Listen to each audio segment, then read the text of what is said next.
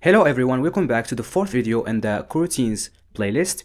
So in this video, we will talk about how we can switch the context of our coroutine and see of course in what context we can launch them as well. So this is what I said in the last video. So here I have the code that I wrote in the last video, in which I have two coroutine scopes. One is a global one, which is the not recommended way to create a coroutine scope, and then the lifecycle one, which is the topic of our next video. And here I have two functions that simulate doing an API call. So getting an API call from the first API, then the second API. This one takes 4 seconds, and this one takes 3 seconds to get that call. Now, let's not talk about live scopes because, as I said, this is the topic of the next video. And now let's only work with global scope. So this is not the recommended way to do it because this is going to live as long as our app does. And what we are going to do is creating our own special context for the thing we want to do. In this case, an API call. But we have more than just an API call to do. After launch here, we can then pass parameters. And the thing that we need is specifying the context in which we want our coroutine to be started in. So to do that, we write dispatchers dot.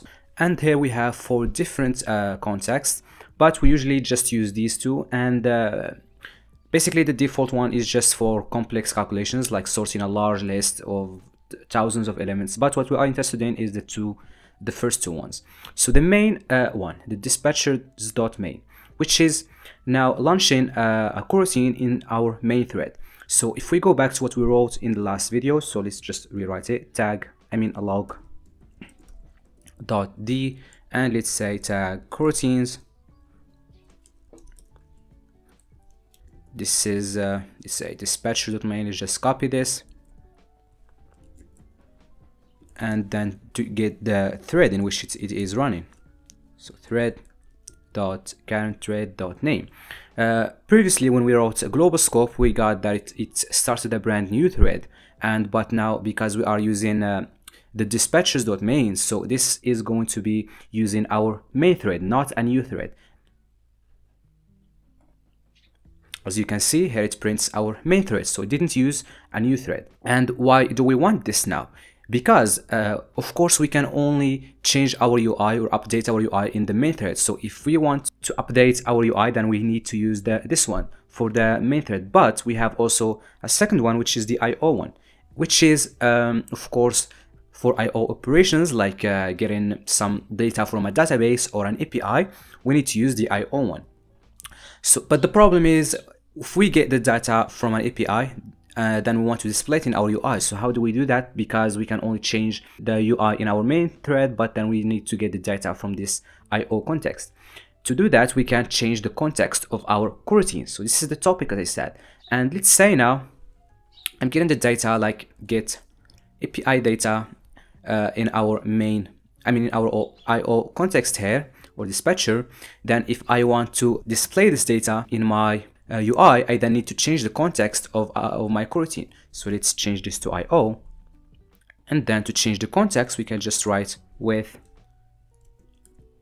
context and dispatchers.main. And then that's it. My coroutine just changed now its context to the main dispatcher. It is as easy as this. So if I get the data right now, right here, and then I want to update my UI, then I need to update it right here, because what I have inside this coroutine is now running in my main thread, so I can actually change my UI. So let's just print this and see what's going on. So this one is the main. You just say main like this. So this one, the first one, is not in my main thread, so this will create a new thread, but this one won't create a new thread.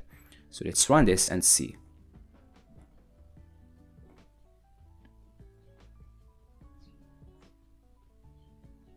As you can see, we got the data.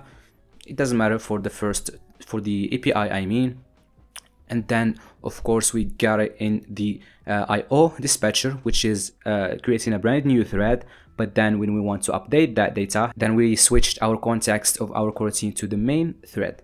So basically, if we were using binding or something like so, we can just say binding, view binding, we can just binding.text like this. Dot text, for example, is equal to what we get here. Then we can just get val data is equal, and then we can assign the data like this. It's very simple. So this now is in my updating my UI.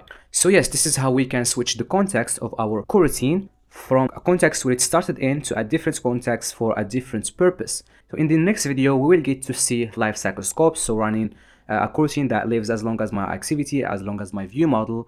And see you in that next video, and bye.